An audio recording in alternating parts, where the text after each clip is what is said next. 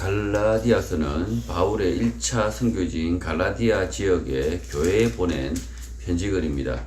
갈라디아 지역에는 비시디아, 안디옥, 그리고 이고니온, 드베, 루스드라가 있었습니다. 이곳에서 바울이 복음을 전했고 그 복음을 들은 사람들에게 전하는 편지인 것입니다. 지도를 이렇게 보시면 되고요. 1절 바울은 자신의 사도됨에 대하여 말을 합니다. 바울의 사도됨은 사람들에게서 난 것, 사람으로부터 말미암은 것이 아니라고 말합니다. 그것은 오직 예수 그리스도와 그를 죽은 자 가운데서 살리신 하나님 아버지로 말미암아 사도된 것이라고 말합니다. 바울 자신이 좋아서 복음을 전하거나 바울 자신이 지어낸 복음이 아니라 예수 그리스도와 그를 죽은 자 가운데서 살리신 하나님 아버지로부터 주어진 것이다, 전해진 것이다 라고 말하는 것입니다. 복음은 바울 그 자신이 전하고 싶어 전하는 것이 아니고 자신이 만든 것이 아니라 예수 그리스도와 하나님으로부터 왔다고 말하는 것입니다. 2절 바울은 자신과 함께 있는 모든 형제와 더불어 갈라디아 여러 교회들에게 편지를 하고 있습니다. 이 여러 교회는 회당을 중심으로 모여있는 두세 사람일 수 있습니다. 3절 바울은 먼저 인사말로 우리 하나님 아버지와 주 예수 그리스도로부터 은혜와 평강이 있기를 원한다라고 말합니다. 의례적인 인사말이 아니라 은혜와 평강은 하나님 아버지와 주 예수 그리스도로부터 온다는 사실을 말하고 있는 것입니다. 이 갈라디아 교회 성도들이 받는 은혜는 무엇일까요? 평강은 또 무엇일까요? 이것은 바울이 전하고자 하는 예수 그리스도의 말씀, 진리를 말하는 것이고 그 진리대로 살면 평강이 임한다, 샬롬이 임한다 라고 말하고 있는 것입니다. 엉뚱하게 은혜와 평강이 돈을 벌고 좋은 대학 가고 대기업에 취직하는 게 은혜가 아니고 돈이 많아서 아무런 근심 걱정 없는 상태가 평강이 아닌 것입니다. 평강, 샬롬은 예수 그리스도의 말씀, 진리를 깨닫는 것에서부터 시작되는 것입니다. 바울은 갈라디아 지역의 교회 성도들에게 예수 그리스도의 말씀을 다시 환기시켜 은혜를 주고자 하고 그 말씀대로 살아서 평강 얻기를 바라는 것입니다. 갈라디아 교회 성도들이 얻은 은혜와 평강은 환난과 핍박 속에서 예수 그리스도의 말씀을 듣는 것이고 그 말씀대로 살아서 고난을 받는 것이었습니다. 그러니까 예수 그리스도의 말씀을, 진리를 다시 한번 들려주는 것, 그것이 은혜라는 거죠. 그리고 그 은혜의 말씀대로 사는 것, 예수 그리스도의 말씀대로 사는 것, 그리고 은혜의 말씀대로 살아서 오히려 고통받는 것, 고난당하는 것이, 이 세상에서 고난받는 것이 오히려 평강이다라고 이야기하는 거죠. 4절 바울은 그리스도께서 하나님 곧 우리 아버지의 뜻을 따라 이 악한 세대에서 우리를 건지시려고 우리 죄를 대속하기 위하여 자기 몸을 주셨다라고 말합니다. 예수님의 십자가 죽음이 악한 세대에서 우리를 건지시기 위함이다라고 말하고 있는 것입니다. 마찬가지입니다. 우리가 지금 갈라디아서의 말씀을 읽고 듣는 이유는 악한 세대, 악한 정권 아래에 있는 우리를 건지시기 위한 것입니다. 바울이 말하는 악한 세대는 세계 최강의 로마, 번영한 나라 로마를 말하고 있습니다. 당시 생활상을 구체적으로 알 수가 없지만 주변의 그 어떤 나라보다 발전했고 문명의 꽃을 피웠다는 사실은 이탈리아 유적을 보면 알 수가 있습니다. 그런 세상 가운데 살고 있는 성도들에게 바울은 악한 세대라고 말하고 있는 것입니다. 당시 로마는 가장 번성한 나라였고 가장 지금으로 치면 미국이죠. 미국의 가장 문명이 발달된 그 사회를 살고 있다는 거죠. 그 사회에 살고 있는 그 갈라디아 사람들에게 오히려 뭐라고 이야기하냐면 악한 세대 속에서 구원을 얻고자 한다.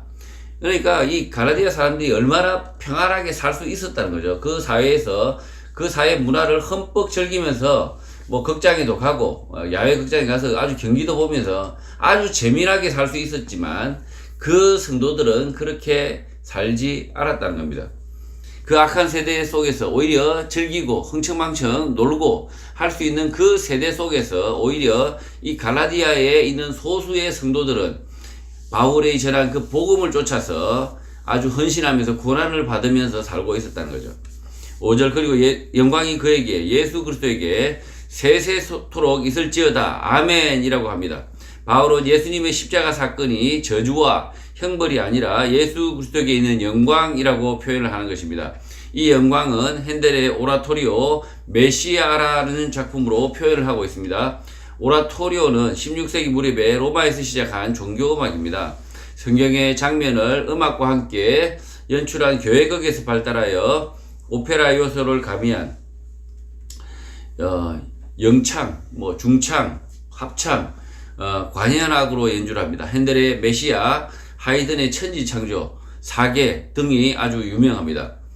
예수 그리스도의 영광은 그의 말씀을 듣는 성도가 돌아오는 것이 아닌가 저는 생각을 합니다. 이렇게 음악에 이런 게 아니라 실제로 하나님의 영광, 예수 그리스도의 영광은 예수 그리스도의 말씀을 들은 우리가 믿지 않는 성도들 가운데에서 돌아오는 것이 영광이 아니냐. 핸델의 메시아를 생각할 때 마치 우리의 감성이 뜨거워지고 우리가 아주 홀리하게 느끼는 그 감성이 아니라는 거죠. 예수 그리스도의 십자가 사건을 통하여 미래의 구원을 얻을 수 있는 많은 성도, 사람들을 생각하며 바울은 이렇게 그리스도의 영광, 하나님의 영광, 이렇게 바울은 이렇게 기도하고 있는 것 같습니다. 그리고 마지막으로는 아멘으로 마무리합니다. 아멘은 그렇게 될지어다 라는 동의, 찬성의 표현, 감탄사입니다. 그런데 2021년 1월 3일 미국 미주리주의 구슨 의원이니까 거의 한번 18 이상 국회의원을 한 거죠. 구슨 연방 하원 의원인 이마누엘 클리브가 76세죠. 하원 의회에서 기도로 시작하면서 아멘이 아니라 이 아멘을 마치 맨으로 들어서 남자로 들린다고 하여서 기도 끝에 아멘 하고 나서 다시 A 우먼이라고 말을 하게 됩니다. 남녀 평등의 문제에 페미니즘의 주장을 하려고 하는 것 같은데 전혀 맞지 않는 말입니다. 이렇게 아멘 하면 안 된다는 거죠. 이렇게 복음을 들어서는 안 된다는 거죠. 이 복음을 듣는 사람이 아니고 이분이 하원 의원인데 이분이 심지어 목사였다는 거죠. 그래서 참 이런 보는 걸 보면 정말 복음이 땅바닥으로 떨어져 가고 있다 이런 생각이 듭니다. 자, 이 아멘은 바울의 이 아멘은 장차 예수 그리스도의 그 십자가 죽으심과 부활하심과 예수 그리스도의 복음으로 인하여서 장차 올 수많은 성도들이 예수 그리스도를 믿고 돌아서서 하나님의 백성이 될 것을 생각하면서 거룩한 하나님의 백성이 될 것을 보면서 감격하면서 이 바울이 탄성으로 한 말이 아멘인 거죠. 이 아멘을 이렇게 우리가 기도 끝에마다 우리가 아멘 하는데 우리가 이 아멘을 엉뚱하게 이렇게 사용하면 안 된다는 겁니다. 6절 바울은 그리스도의 은혜로 너희를 부르신 이를 이같이 속히 떠나 다른 복음을 따르는 것을 내가 이상하게 생각한다라고 말합니다. 다른 복음을 따르는 사람들에 대하여 좀 더 과격하게 말할 수 있지만 바울은 그렇게 말하지 않고 이상하게 생각한다라고 다소 유하게 표현합니다. 바울이 전한 복음은 그리스도의 은혜로만 구원을 얻는다라는 것인데 다른 복음을 따른다라고 말하고 있는 것입니다. 7절 바울은 다른 복음은 없다라고 힘주어 말합니다. 다른 복음을 전하는 어떤 사람들의 목적은 성도를 교란하여 그리스도의 복음을 변하게 하려고 하는 것이라고 말합니다. 예수 그리스도의 말씀만이 진리다라는 사실을 망각하면 안 되는데 어떤 설교자, 어떤 성도가 자신의 생각을 덧붙여 변질시킨다라고 말하고 있는 것입니다. 지금 아멘 하고 나서 에이 우먼 하는 사람하고 똑같다는 거죠. 이렇게 성경의 말씀을 자신의 생각으로 변질을 시키면 안 된다는 거죠. 8절 바울은 자신을 포함하여 모든 성도들에게 엄중하게 경고를 합니다. 우리나 혹은 하늘로부터 온 천사라도 우리가 너희에게 전한 복음 외에 다른 복음을 전하면 저주를 받을 것이다 라고 말합니다. 교회 구성은 그 누구도 예수 그리스도의 말씀에 덧붙이거나 빼는 방법으로 변질시키면 안 된다는 것입니다. 예수 그리스도를 믿어 구원을 얻는다라는 사실을 변질시키면 안 된다는 것입니다. 9절 바울은 이전에도 신신당부를 한 것 같습니다. 우리가 전에도 말하였는데 내가 지금 다시 말하는데 만일 누구든지 너희가 받은 것 외에 다른 복음을 전하면 저주를 받을 것이다 라고 말합니다. 복음을 변질시키는 행위는 오늘도 교회에서 버젓이 일어납니다. 성경 몇 구절을 읽고 이렇게 성경 몇 구절, 달랑 몇 구절만 읽고 성경이 말씀이 아니라 자신의 생각만을 전하는 설교자들이 저지르고 있는 것입니다. 성경의 말씀만을 전하려고 노력해도 잘못하여 벗어날 수 있는데 자신의 생각을 덧붙이면 그 말씀이 진리가 되겠습니까? 저주를 받을 것이다 라는 경고는 성경의 말씀을 가르치는 모든 성도, 모든 설교자들이 기억하고 예수 그리스도의 말씀을 전하려고 노력해야 하는 것입니다. 저도 여러분 앞에서 이렇게 말씀을 같이 나누고 있는데 성경의 본문만을 쫓아서 제가 복음의 말씀을 같이 나누려고 하는데요. 이렇게 노력한다 하더라도 우리가 잘못 전달하고 잘못 이해하고 뭐 똑바로 전달했음에도 불구하고 그 말씀을 듣는 사람에 따라서 또 다르게 이해하고 이렇게 할 수 있다는 거죠. 그러면 그런 문제가 생기면 어떻게 됩니까? 나중에라도 고치면 되는 거죠. 이 교회 공동체는 진리 공동체이기 때문에 그래서 저희가 성도들이 서로 설교자의 말씀을 듣고 그 말씀에 문제가 있다면 내가 본 말씀 가운데 문제가 있다면 지적하고 말을 해야 되는 거죠. 교회 공동체는 진리 공동체라고 말했습니다. 설교자의 말이 진리가 아니라 성경의 말씀이 진리이기 때문에 설교자가 그 진리의 말씀을 잘못 전달했을 경우에는 지적하고 토론해야 되는 거죠. 자, 교회 안에서 참 많은 거짓말이 있고 참 잘못된 말씀이 있는데도 침묵하고 목사만 이렇게 설교권이 있다 이렇게 하는 것은 전혀 비성경적이라는 거죠. 오히려 성도들 가운데에서 이 교회가 엉뚱하게 간다면 아니오라고 말하는 것이 필요하다는 겁니다. 10절 바울이 이렇게 쓴소리를 하는 이유, 말하는 이유는 자신이 그리스도의 종이기 때문이다라고 말합니다. 이런 말, 설교는 사람들이 좋아하지 않고 싫어하지만 하나님의 편에 선 바울은 반드시 해야 하는 것입니다. 그래서 바울은 사람들의 칭찬을 받지 않았고 사람들로부터 기쁨을 구하지 않았다고 합니다. 오늘 설교자들은 자신의 설교를 들은 성도들이 은혜를 받았습니다 라고 말하면 좋아하지만 사람들의 칭찬의 말에 휘둘리면 안 되고 예수 그리스도의 말씀만을 전달하는 데 노력해야 합니다. 성도들의 삶의 변화가 없다면 그 설교는 엉터리, 예수 그리스도의 말씀을 전달하는 것이 아닌 것입니다. 그러니까 이 설교자의 이 설교가 그리고 성도들이 들은 이 말씀이 복음이 아니냐 복음이냐는 어떻게 판단하냐면 그냥 쉽게 판단하면 됩니다. 이 설교의 말을 쫓아서 생각할 필요 없고 성도들의 삶이 그 이전과 그 이후가 계속 변화가 있느냐 없느냐 이 사실을 보면 안다는 거죠. 이 열심히 우리가 말씀을 즉 읽고 듣고 그 말씀을 쫓아서 행하려고 노력하는데 삶의 변화가 전혀 없다. 그렇다면 그 설교 말씀과 우리가 그 나눈 말씀은 예수 그리스도의 말씀이 아니라 다른 것일 수 있다는 겁니다. 11절 바울은 자신이 전한 복음에 대하여 말합니다. 형제들아 내가 너희에게 알게 하노니 내가 전한 복음은 사람의 뜻을 따라 된 것이 아니다 라고 말합니다. 사람의 뜻, 의지로 바울이 복음을 전한 것이 아니라 하나님의 뜻대로 된 것이다 라고 말하는 것입니다. 12절 그렇게 말하는 이유는 내가 사람에게서 받은 것도 아니요 배운 것도 아니요 오직 예수 그리스도의 계시로 말미암은 것이다 라고 말합니다. 13절 바울은 이전에 자신이 유대교회에 있을 때에 행한 일을 너희가 들었다 라고 말합니다. 그때 하나님의 교회를 심히 박해하여 멸하였다고 말합니다. 14절 내가 내 동족 중 여러 영갑자보다 유대교를 지나치게 믿어 내 조상의 전통에 대하여 더욱 열심히 있었다라고 말합니다. 15절 그러나 내 어머니의 태로부터 나를 택정하시고 그의 은혜로 나를 부르신 이가 있었다고 말합니다. 그는 예수 그리스도입니다. 이 말씀을 엉터리로 전달하는 사람이 있습니다. 예수 그리스도의 사도 종으로 선택한 사람은 바울이지 여러분이 아닙니다. 거듭 말씀을 드리지만 우리는 바울을 통하여 전해받은 믿은 자들입니다. 그러니 바울과 같이 택정함을 얻는다는 것은 불가능입니다.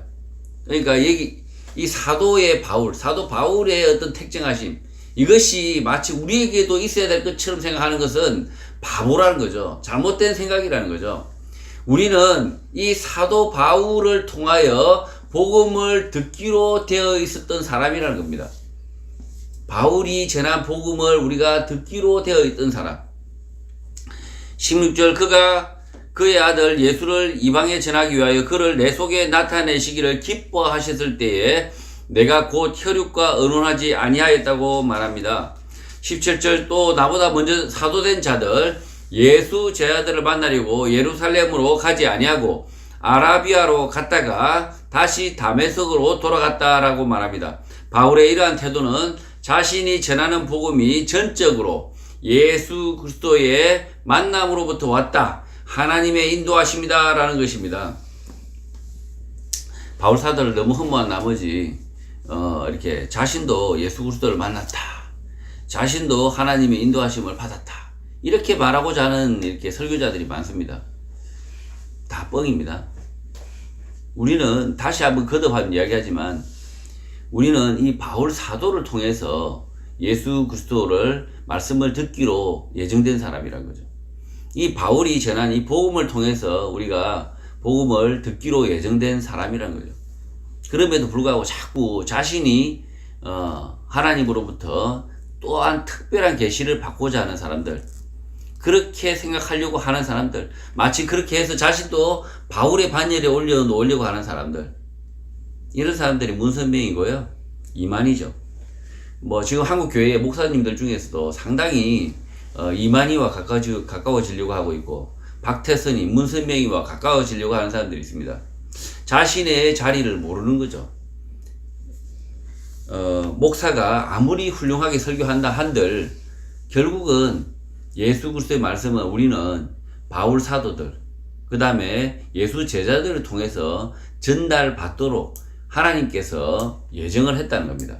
그래서 쓸데없는 이렇게 희망사항을 가지면 안 된다는 겁니다. 우리가 이미 주어진 우리의 복음을 버리고 다른 데로 가려고 하면 안 된다는 거죠. 지금 앞에 지금 이렇게 다른 복음을 전하려고 하는 이런 것에 대해서 바울이 경고를 하고 있는데, 참 이런 다른 복음, 이미 주어진 복음을 버리고 자꾸 다른 복음을 추구하는 이상한 교회들이 숱하게 많습니다. 특히 성령주의자들, 그 다음에 쓸데없는 또 방언, 이런 것들 보면 한국 교회가 복음을 버리고 자꾸 엉뚱한 데로 가려고 한다. 하나님의 말씀은 제쳐두고 자신들이 이 사도들과 그 시대의 성도들로 자꾸 바꾸려고 한다. 치환하려고 한다. 우리가 이미 주어진 복음이 있음에도 불구하고 왜 자꾸 그걸 취하려고 하는지 저는 이해할 수 없다는 거죠. 18절 그 후 3년 만에 바울이 게바 베드로를 방문하려고 예루살렘에 올라가서 그와 함께 15일을 머물렀다고 합니다. 19절 15일 동안 주의 형제 야고보 외에 다른 사도들은 보지 못하였다라고 바울이 말합니다. 다른 제자들을 만나지 않았다라는 사실을 통해서 무엇을 전하려고 하는데, 그것은 자신이 받은 복음, 예수 그리스도의 나타나심, 하나님의 택정함을 강조하는 것입니다. 바울은 제자들이 만난 예수를 자신 또한 직접 만났다라는 사실을 강조하는 것 같습니다. 20절 보라, 내가 너희에게 이런 사실을 밝혀 편지로 쓰는 것은 하나님 앞에서 내가 전한 복음의 전달 과정과 복음이 거짓말이 아니다 라고 말합니다. 바울이 전한 복음에 대한 진리 논쟁이 갈라디아 교회에 이미 있기 때문에 이렇게 말하는 것 같습니다. 21절 예루살렘에서 베드로와 야고보를 만난 그 후에 바울은 수리아와 길리기아 지방으로 갔다고 말합니다. 22절 그곳에서는 그리스도 안에 있는 유대의 교회들이 나를 얼굴로는 알지 못하지만, 23절 다만 우리를 박해하던 자가 전에 멸하려던 그 믿음, 예수 그리스도의 복음을 지금 전한다 함을 듣고, 24절 나로 말미암아 하나님께 영광을 돌리게 되었다라고 말합니다. 바울은 자신이 박해하던 교회를 이제 섬기게 된 것인데 이것을 통하여 하나님께 영광이 되었다라고 말하는 것입니다. 성도 여러분, 바울은 복음을 전하고 그 복음을 깨닫고 돌이켜 말씀대로 사는 성도가 생겨나는 것을 하나님께 영광이라고 표현하고 있습니다. 우리도 복음을 듣고 깨달을 뿐만 아니라 그 복음을 전하여 영광스러운 삶을 사시기를 주님의 이름으로 축복합니다.